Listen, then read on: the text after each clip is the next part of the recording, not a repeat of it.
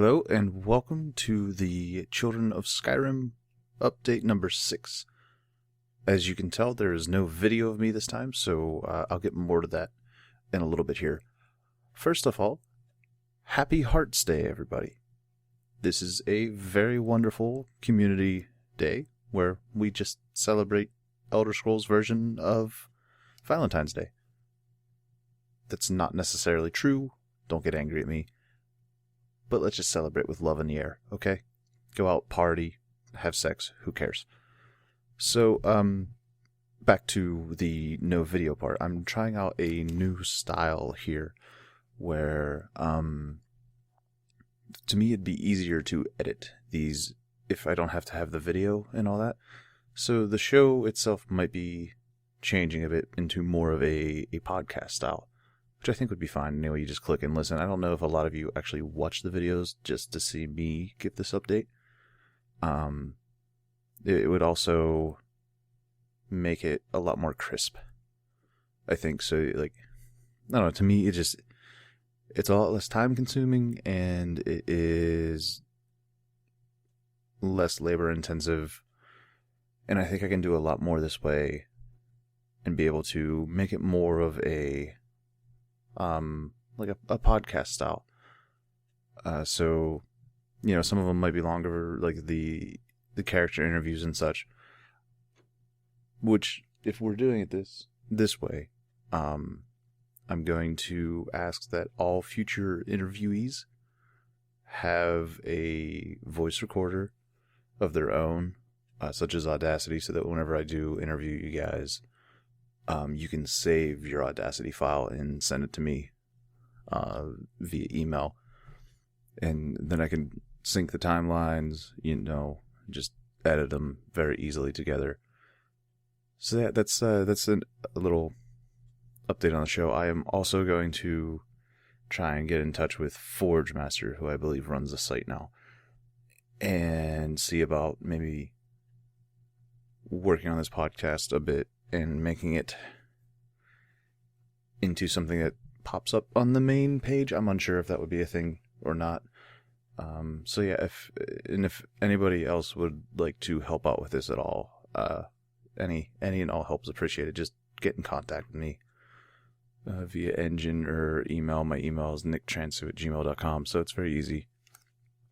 And if there is just a riot where people want to see my face during these, I can probably whip out the video camera again and do that. All right, moving on. Let's just go back to the Hearts Day Festival.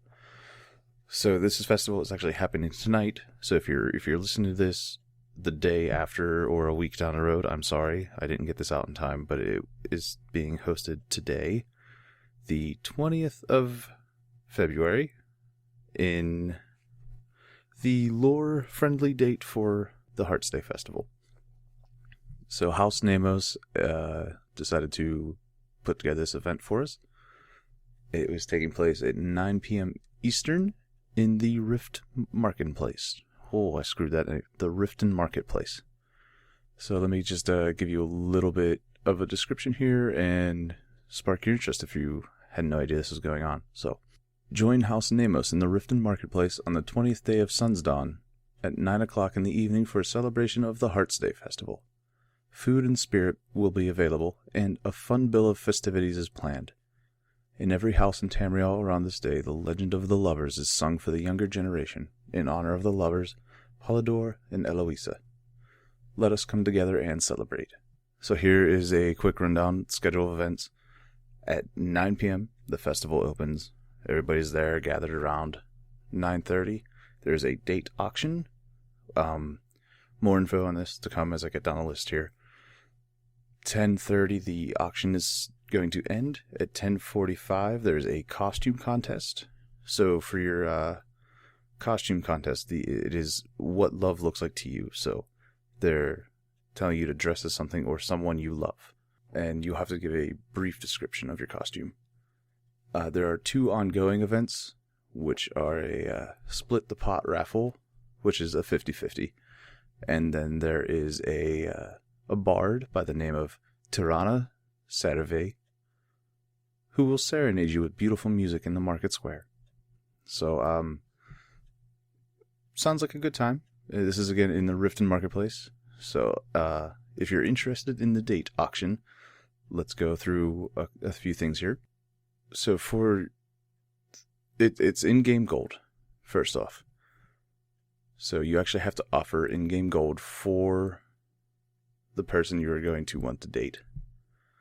And the date, time, duration, and activity will have to be mutually agreed upon by both parties. And if you are interested in that, you just show up, bid, and here is the list of people you can bid on. I don't know all of these characters, so if I butcher the names, I apologize first and foremost. Branded by Fire, Brill Soul, Siriana Blackpaw, Dominisha, Eladana, Ephemeris, Finland Rosethorn, Jade Draken, Yorn Axebreaker, Cav Kim Kader, Lady Bells, Lily Anaya, Nefivari Vakalu, Ringway of Quevanyan, Rumero Talalu, Singzenshade, Teda, Tirana Sarave, Virvin Benarin, and Zatani. So if any of those names ring a bell, you might want to, bring some gold just in case you want to take them on a date. Who knows what happens on these things? I'm not certain myself. So that's a rundown of the Hearts Day Festival. I want to take a few moments here and congratulate Clan Blackpaw on celebrating their 1 year. I think 1.5 weeks ago. I don't know. It was right after I interviewed them. So congrats, huge congrats to you guys. I'm glad you made it. And I'd like to also give a warm welcome / congratulations to Yorn Axebreaker, who started up his guild called Clan Snowsong. If you remember in the last episode, I talked about him starting a bardic group, and that this is what it came out to be. So if you are interested in the bard roleplay, definitely give him a shout out, and I'm sure you'll have plenty of adventures to go. So that about sums up everything I wanted to talk about before I get into my interview here. So the interview I have today is with Lemon Sugar, and I'm sure almost all of you know who Lemon Sugar is, just by the sheer amount of lemons that are in TeamSpeak. If you do not, Lemon plays Sarethi Varen, who is the guild leader of Goldleaf Acquisitions, a member of the Skyrim Council, and a very good friend of mine. So, yeah. The interview is coming up. I hope you all enjoy. Once again, give me a feedback of what you think about me changing it up. If you'd rather see me on video doing these, or, if you don't mind. And definitely remember for future ones that we're going to need some sort of audio recording that you guys can record your voice. If you don't know what Audacity is, look into Audacity. It's a free program. You don't have to pay for it. And all you have to do is hit the record button, and you can export your files to me. It's very simple. So it shouldn't be any big deal. You guys can look into it. Who knows, be a better editor than I am. So you can take over the show one day if you'd really like to. Yeah. Here is the interview with Lemon and Goldleaf Acquisitions. Thank you. Lemon. Hello. Lemon. What? Lemon. I'm Lemon. Welcome to your interview, Lemon. I thank you, dear. I do appreciate it. Do you? I hope so.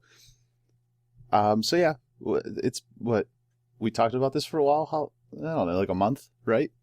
About a month. I think it's been about a month. It's hard to say because I lose track of things pretty damn easily. So, oh look, already with the profanity, I'm off to a great start. I told Lycos that I'd do his interview for a year, so I think we're okay. Yeah, I consider that kind of a bonus on my part, that it was only a month late. You're definitely winning, okay? Mm-hmm. So, let's just dive right in. Sure. Why did you choose Elder Scrolls Online? Well, I've been a fan of the Elder Scrolls series since Oblivion. Oblivion was the first Elder Scrolls game I ever played because I was too poor to buy Morrowind or the console that it required to play Morrowind.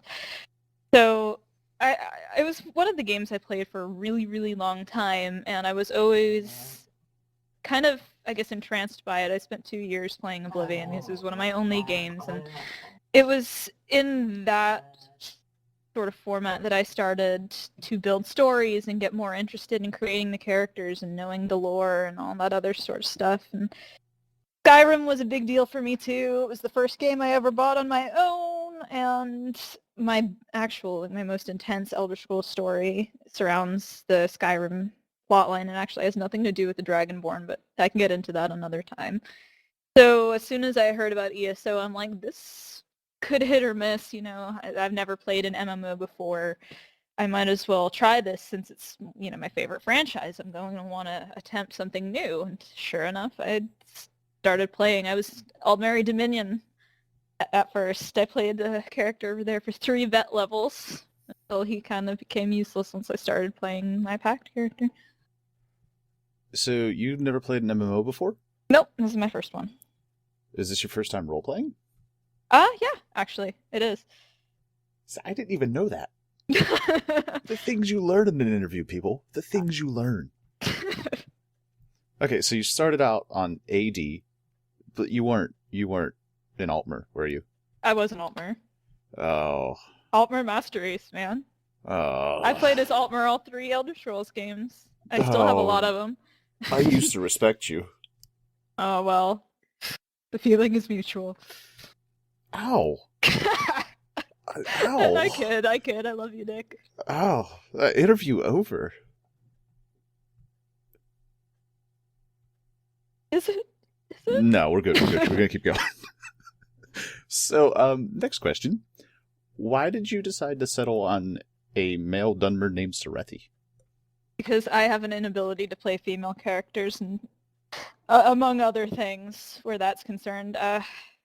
Dunmer have always been my second favorite race. I had a lot of them in Skyrim and in Oblivion, and I kind of just thought it would be interesting to try Pact side, because at the time my husband was playing too, and we're like, let's try making Pact characters. Let's see what it's like on the other side. Let's learn about the stories. And so we actually made a pair of brothers, Serethi and Sevarus Baron. And Sevarus was his character, Serethi was mine. Eventually he quit playing, and I discovered RP. So Serethi sort of evolved from this character who wasn't really meant to do anything and meant to be my subset to being my main, and currently the only Vet 16 I can say I can claim ownership to, which is, something. I'm a really lazy leveler, so this shouldn't surprise anybody. You are not a lazy leveler. I am a lazy leveler. Okay? I had somebody from Australia level my character. Also true. I recall. So, you're not lazy. I'm still not V16.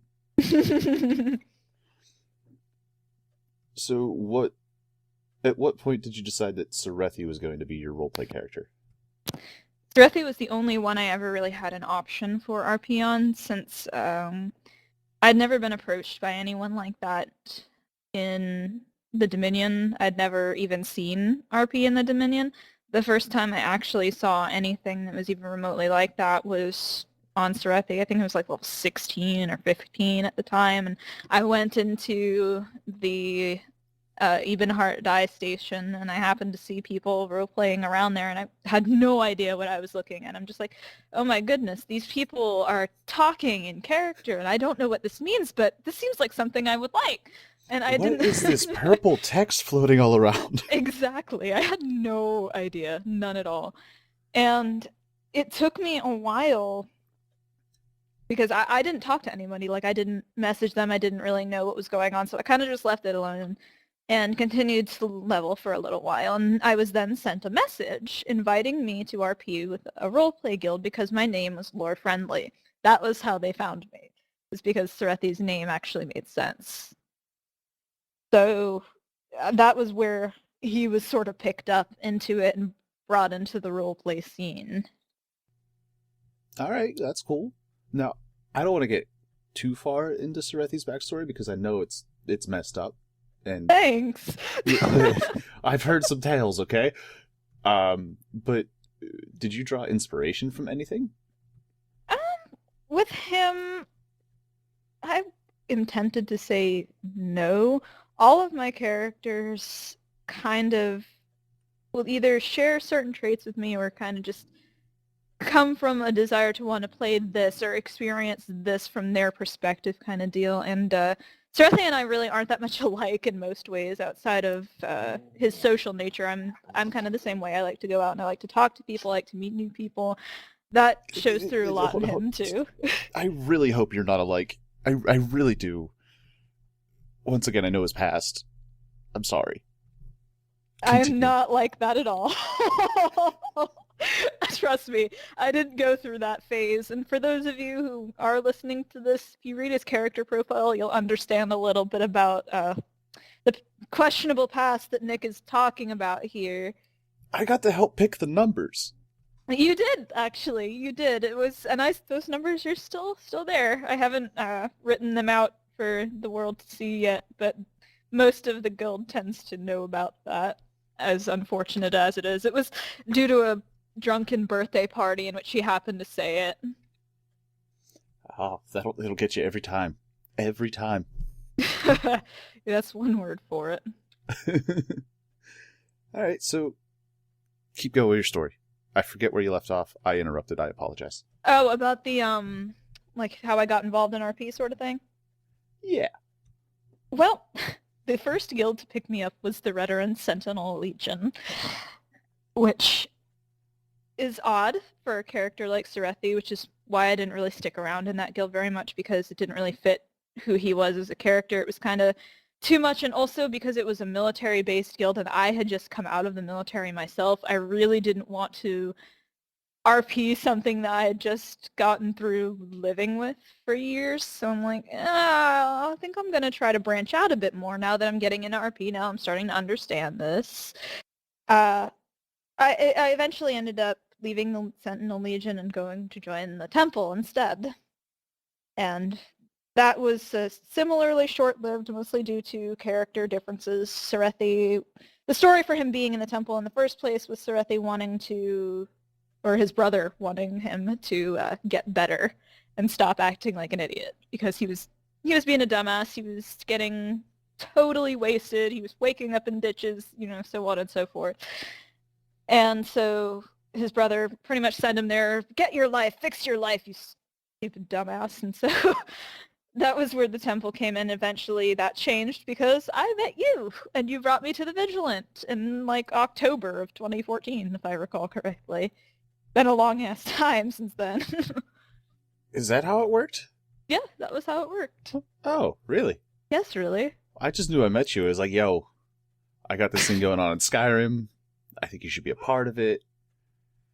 Well, it was a great way for him to evolve and kind of for me to figure out where he really fit in, because it was difficult up until then to find a good place that I really felt like Sarethi was belonging in. It was always kind of tense for him to be involved in all this stuff, because with his mentality, he again, with if you've read his profile or anything like that, if you've met him in person, he pretends to be a very good Dunmer, but mentally he's not. He was very heavily shaped by the Imperials and the other people that he met during his time as a conscript in the Pact, out in Cyrodiil, the deaths that he saw, all that sort of stuff. So his mentality was changed very drastically from that of this piss-poor former housemer to this worldly individual who often regretted that he was raised as a Dunmer at all, just because of how he perceived what was going on. And it was that kind of shook his faith, too. He's what I call a good Dunmer. Thanks, I think. You're welcome. See, my next question on my notes that I took, remember how proud you should be of me. Yes. Is how Skyrim. What do you mean? That is what I wrote. I wrote how Skyrim. So I think what I meant to ask was, how did you get Serethi into Skyrim, being a Dunmer. And I think I can partially answer this by saying that it was through our mutual friend Azarian. Actually, yeah, yes, it was in a way, but that's a whole other story that That is I'll a let whole him different story. explain at some point if We he should does call an him in here. interview. Yeah, Azarian, why don't you explain this very interesting storyline to the people of Skyrim? Because Yeah. oh man, he's gonna kill me for that. He probably will, yeah. But Oh yeah, god. that was Azarian was initially how I met you, and then he kept going on and on and on and on and on and on and on and on about you. At which point I'm just like, okay, Azarian, you win. Really? I didn't know No, that. that's not how that. That's not. He did give you mad props, but I just wanted you to come up here anyway. So it did. It didn't take much convincing. So him and I worked on a reason to get your character up in Skyrim, and I think it just kind of took off from there. It did. I mean, coming up to the Vigilant, and he felt very much at home with all of these people who didn't expect him to be something that he couldn't be, which, given his mentality, again, he didn't fit in with most Housemer because he didn't really think like them. He didn't like the politics. He didn't like the strict dogma. He felt very uncomfortable. So this was something for him to kind of evolve as a person and sort of find his niche, as it were. And that was what I guess at the start, the Vigilant was. Yeah, it pretty much is what it is now, too. So, well, now that we reforged it. I'm happy about it. I wish I had more time to spend with you guys like I used to, but I wish I had more time. Okay? I get you. So, yeah, don't worry about it. Like, I don't think this game's going anywhere. We got plenty of time. We do. Besides, I could steal you for like 45 minutes doing this. Who gets to do one-on-one time with Kelsey anymore? Well, to be honest, not many people. Our TeamSpeak channel is always relatively populated with Right? But this guy got anyone you who wants to one-on-one. visit. Must feel so proud. I do. I really do. It's the benefit of having a show. Also very true. So, you're up north with the Vigilant. We're hanging out. We're relaxing. We're maxing, all cool. And then all of a sudden, you have a guild. Yeah, that happened. Our year mark is coming up in June, so we're not far off there. It's been a long, kind of bumpy road as far as me learning what to do. I mean, like I said, this is my first MMO, and in my first MMO, I somehow found a way to be a GM, OOC counselor, that sort of thing. And I have no idea what I'm doing most of the time. I kind of just wing it and hope for the best because that's really all I can do. That's all you can ever do, because I followed like pretty much the same route as you. So, same experience. This is my first MMO, all of that. It's just insane just to think about it. It is. It really is. And Gold Leaf is something I had a lot of help when I first started out with concept, with organization and things like that from people who were really just generally awesome individuals who really wanted to see it succeed. And nowadays, I've never been busier with it. I left on my small little vacation in the beginning of January. When I came back at the end of January, over the time period between, I'd say, like, maybe January 30th or something, all the way up until now, we went from 38 members to 61. So Quite impressive. Impressive is probably not the word I would use for it, but I appreciate it. We're just very... I think a lot of people enjoy the idea of having a company kind of like this in treasure hunting without necessarily the need to be a merchant, without the need to kind of be upfront in politics or anything like that, which as someone who used to be in a thieves guild, it can be kind of difficult to avoid that kind of thing with any merchant situation. But we have the advantage, I don't know if I call it the advantage, but we're moderately morally gray, and that also tends to attract people who find it difficult to find a place for their characters that may have had a sketchy past. Right, right. We'll get to the guild itself in I'm sorry. real soon. So, well, I wanted to stop you there. So we continue on Serethi's path. Like, how did he evolve from being in the Vigilant to being a guild leader and then to being a council member? Like, how was that process done? That's a bit more difficult for me, and I actually have to think about that because it requires a lot of memory on my part, and sometimes, I'm not always the best at that. Hold on a moment. I'm also in the middle of interviewing a guildie as we speak. So, What is that guildie's name? this person's name, the name is @wolfiedog, and her character's name is Indris. I All right, tend to Wolfie Dog, collect you're on ruining my interview. I hope you get accepted. So far, so good. Definitely. I'm rooting for you right now. Oh my goodness. Well, alright, so I guess the way I could start off by saying his transition happened was when I joined a guild called Nocturnal's Chosen, which were a thieves guild. During that time, Serethi went from being one of their kind of field defense people to being their head fence, as I was promoted to officership within the guild. And that was kind of, I guess, the big turning point for him, was because he started to take more responsibility for things. He started leading people. Part of that was him. Another part of it was me wanting to help out as much as I could to see more RP flourishing in the guild itself. And as our community was getting bigger, because I think around that time was when the COS guild was first formed, if I'm correct. Kind of like the... You said you're coming up on a year? Goldleaf is coming up on a year, yes. COS has been around for, I think, it was around probably a half year before. I meant the Chosen. Oh, Chosen was before yes. COS. Yeah, that's what I figured. I was more talking my officership in the Chosen came about around the same time as COS. Look at me. Timelines. Getting all confused? I know. These timelines are so confusing. It's like timey-wimey stuff. There's also a plug for a new Deadpool movie. In case you guys haven't seen it, you need to see it because it's awesome. That's very true. Ryan Reynolds is sexy as hell. He is. I can go for that. Back on topic.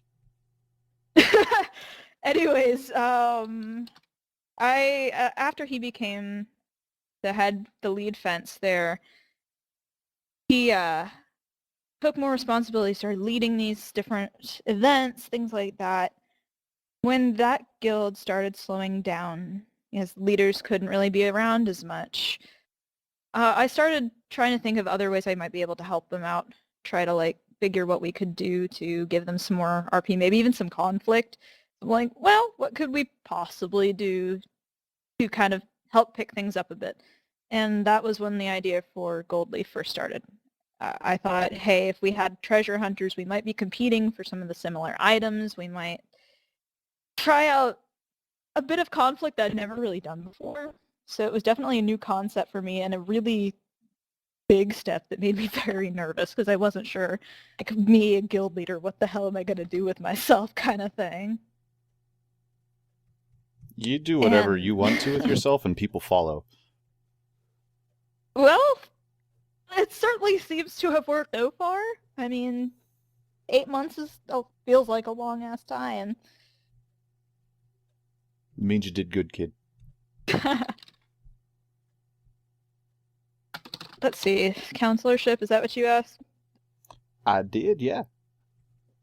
Well, actually, so Goldleaf, you created it as sort of a conflict of interest with Nocturnal's Chosen. Correct. Okay. Then yeah. And then how did you go from that to being a Skyrim counselor? Well, honestly, that idea started because of Havard. He pulled me aside a couple of months after Goldleaf was formed and was like, why aren't you doing this yet? And I'm like, I don't really know. I didn't think about it. I didn't really think that I was the type of person you would assume would be a candidate for that, especially because Serethi is a Dunmer. That put me off the edge, like, wait a minute, skinny, weird little Dunmer, a counselor, what? It threw me through a loop because I didn't think he would be taken seriously as one because of the historic tension between Skyrim and Morrowind. Even though it's, gotten better supposedly around this time, it's still pretty obvious that there was some tension between them because of differences of beliefs and all that other stuff. So when he first became one and when I first became one, I was just nervous. I wanted to do right by everybody, and it was stressful for Serethi because at first he did struggle to be taken seriously. A couple of the Nordic counselors didn't think he should be there because of what he was, because, oh, we don't want this to end up like another Housemer. We don't want that kind of thing here. So it was really a proving ground for him to be like, look, this is who I am. I'm not here to bring that culture to your way of life. I'm here to help yours flourish. And that was an interesting bit for me to have him go through that and to really come into his own, I guess. That was the point that Serethi stopped being this slacker and started being someone that people could go to, that people trusted. If that makes any sense. It does. It means he has responsibilities. Yeah, yes, he does. And lots of them. Mm-hmm. So, that was basically your journey. Mm-hmm. So let us now weave into Goldleaf Acquisitions itself. Okay. So, what is the premise behind Goldleaf Acquisitions? Because it's not a thieves guild. No, we are not a thieves guild. We are a treasure hunting guild. Also, did you want to know this? Sure. The Vigilant are not the Vigilant of Stendar. You know what? I had no idea. It's shocking, right? All right, okay, back to you. All right, well then, we are a treasure hunting guild. We can be hired, or a lot of the time, we kind of just see, hey, this place looks cool. There's probably some really awesome shit in there. Let's go pull it apart and see what we can find. But again, we can be hired. It's happened before. We've been hired by several different guilds, and not all of them in Skyrim, which in itself shocks me because I'm thinking, hey, I left Morrowind. You guys still want to talk to me? You still want to refuse me? All right, we're getting paid. Yeah, let's do this. So occasionally we'll do jobs for people kind of just across packed territories and whatnot. And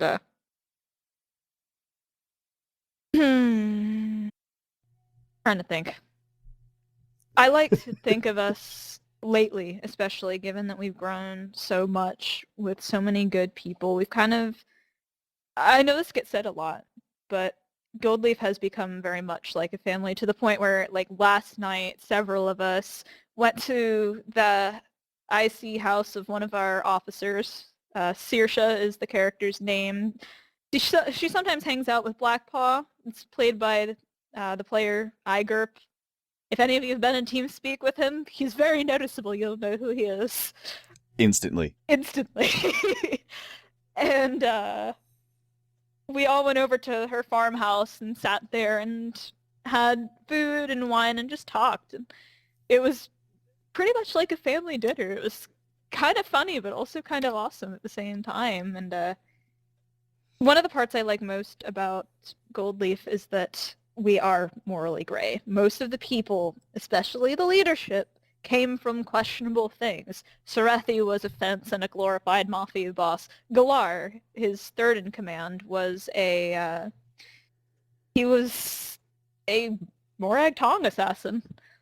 And then Serethi's husband and second in command of Goldleaf, Dane, has done many questionable things in his past as well. And my dogs are freaking out.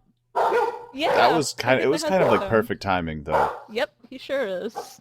It was kind of like perfect timing, though.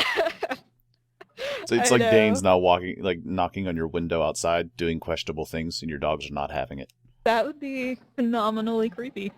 Right. Yeah, boy. kind of amazing, but also moderately creepy. Welcome home, dear. All right, so now you know. Now we know what. Well, our essential story. Come on, ask me more specific questions here. I'm interviewing people. I'm sorry. Let me get more specific. Tell me, what does it take to become a part of Goldleaf Acquisitions?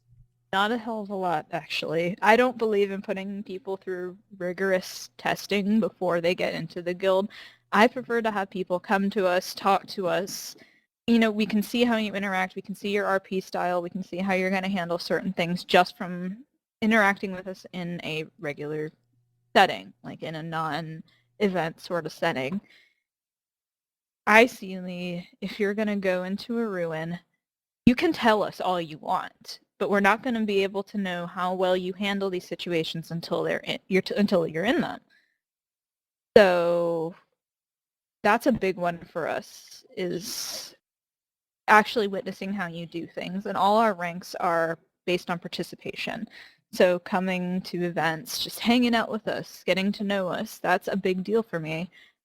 More so than how skilled you are. We can see how skilled your character is when you come to a ruin. And I believe in realism. So, you know, OP doesn't work here.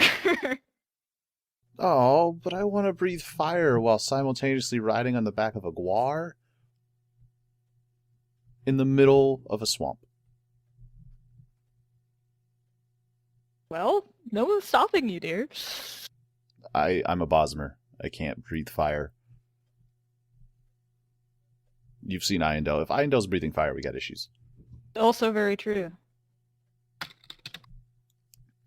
So, why should people choose you? Like, what sort of events would your target audience look forward to?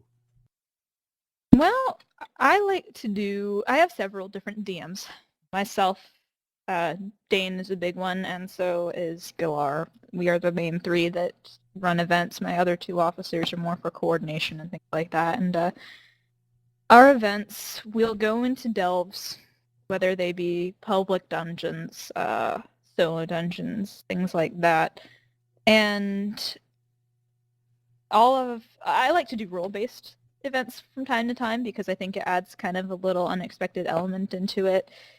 Think we're after this. We may find it. We may not. We may find it unexpectedly. We may run into traps. We may have a large boss battle. We may be able to walk away from that boss battle without ever having to fight. You know, we may be able to talk it down, that sort of thing.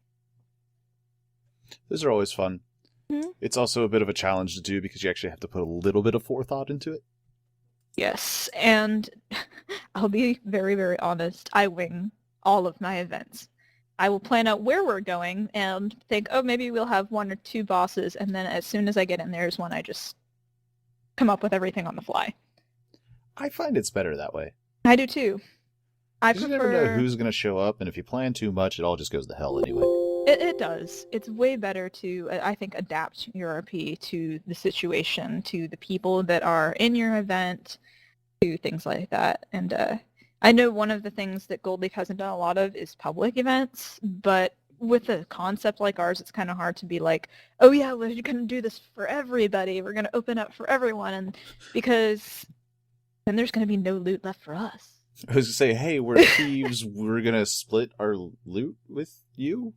No, it doesn't make any sense. No, it doesn't. Hey, we found this really cool legendary sword. We're going to split it into about 20 pieces. Is that cool with everybody? No, it's not cool. It's not cool at all. And I'm pretty sure Serethi would be beheaded with said sword. Yeah, we've had some interesting ones in the past. We've fought a Chimer spirit, which was kind of a disaster for most people involved who got feared. Yeah, there was a fear enchantment on the room. It was kind of a disaster. But every time there's a disaster, it usually ends very well for us in the coin department. Got 2 hours left. I'm so happy. Because we like to think that this would be a very lucrative business. And sometimes when we have practical role players who believe in actually paying us for what we do, it is. Because we can split it between whoever comes with us, and it helps. Hey, I'm not going to lie. I need that for mats. It's all about that mat game. Pretty So much. speaking of plots, and this is between you and me because nobody watches this show, as we discussed earlier. Oh, okay. We're going to have to do Vermina Part 2. I am very excited about this. Yeah? Yes, that was one of my favorite events I think I've ever helped orchestrate, and I would be totally on board with Cool. coming in again, especially because I know Sarethi's mentally scarred from that, so... I was going to say, I think we'll have just the opportunity to scar everybody. Yeah. And I'm totally looking forward to it, so If you want co-DM help, I mean, by all means. I will definitely hit you up. All right. Well, so this is the conclusion. What else would you like to say before you go? That we Yes. do have a public event planned. It's just not going to be for a couple of months. Would this be your 1 year? It would be, yes. It would be our 1-year anniversary event. And I mentioned it on the forums in an interest check, and I called it the Ruin Race. And let me actually pull it up so I don't spit lies at you when I'm trying to figure out exactly what I'm doing. I just gotta find it. I'd very much like you to pull it up because I always say I'm going to put links in the descriptions. I never do. It happens, don't worry I about have it. failed in every single video, I think. Well, it happens. Interest check. Haha, there it is. Alrighty, if I could just get my page to load. Alright, basically, it's a competition. It's a ruin gathering competition. It would be team-based. So however many people we had show up would be split into teams that were led by a gold leaf officer. Sarethi himself is the organizer of this event, so he would not be one of the people leading the various groups. Here's like a quick explanation. On the attendance, depending on the number of people who arrive, groups will be divided into 2 or 3 teams with a gold leaf officer at the front. The point of the division is to provide competition between each other, but also to keep things organized. The officers would have a specific path within the ruin that they are asked to take, and each group is after a different item. So all these items are going to be of similar value so that no one has preferential treatment. And the first group to reach their item at the end would be declared the winner. The winning group would be allowed to keep the prize, and you would get the equivalent of standard employee pay for a gold leaf member. The item is not going to be an in-game item because then, no one could share it, but it would be an RP item, and the groups would be challenged then to figure out what should happen to it and who gets to keep it, which I thought would be some interesting conflict because, we have to do that as a guild from time to time. Like, who's going to watch out for this one, or is it going to be destroyed because it's dangerous, or things like that. So, that's one of the big things. And one of the questions I had about this, well, how are we going to keep it fair if it's timed? Each group would be presented with obstacles, traps, and things like that they would have to figure out how to get through. And basically, it's whoever can get through it with the most efficiency, who can ever solve the puzzle quicker, that sort of thing. Those are the ones that are going to make it first. And it won't be timed IRL, it's more just whoever gets there first kind of thing, which is all based on how people can organize and get through these traps using their brains and not arguing with each other, as it were. So that's pretty much the basis of it. I dig it. I can get behind that. I would actually love to see A in there. I think I was going to say, he's very crazy. I don't think he'd be able to do any of that unless the traps are confusing within themselves, and he'll easily pick them apart. That is very true. If it's just something that nobody could get, and it's some reason it clicks for him, Mm-hmm. That's usually how it goes. He can understand how to turn a waterfall into a rainbow, but he forgets that you're not supposed to hit people in the back of the head with a stick. That was another lovely event that you put on for us, and that's coming up on a year too. I believe it's April 12th. Which is my birthday, remember? I'm sorry. I married you two on my birthday. At least instead it was a pretty of going ceremony. out and getting drunk. Yeah, that's how rich. dedicated I was, okay? That's pretty rich, Nick, just to think Right? about it. Oh yeah, Uh-huh. I married these 2 male elves on my birthday. Let me put that on my resume of I think I should. I accomplishments think in life. yeah, that's what I want to go down as in history. I want that in my epitaph. I want a picture of Iandel with like a rainbow over 2 Dunmer. You know, And then him throwing mud at both of them. 2 Dunmer. Well, you know. Dane's not half. a Dunmer. No, but I'm just calling Dane a Dunmer because I don't like Altmer. Remember? I'm we went moderately through this. offended. Yeah, I know. That's just, you have anything else to say? Do you like call me another rude name or? I love you.